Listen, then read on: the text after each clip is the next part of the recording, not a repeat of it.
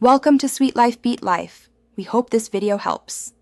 In this video, I will explain how to use less Instagram, so let's get started with setting some clear intentions.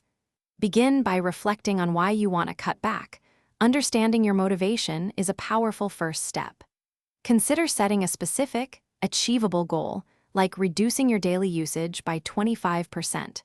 This focused approach will guide your efforts and make the process more manageable. One of the quickest ways to reduce engagement is to turn off all Instagram notifications.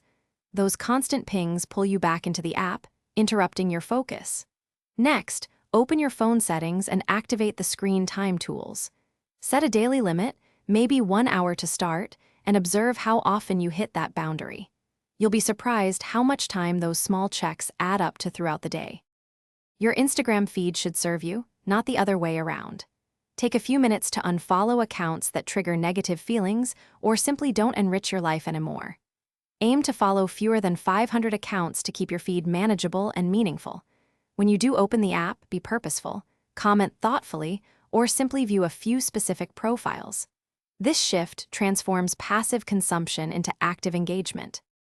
Make Instagram harder to access by moving its icon into a folder or to a less visible screen. Out of sight often means out of mind, reducing impulsive opening. Establish clear boundaries for phone use, such as no phones in the bedroom or during family time. This creates essential space for other pursuits. Replace your scrolling habit with something fulfilling, like reading a book, calling a friend, or taking a 20-minute walk. Thanks for watching. Consider subscribing if we helped you.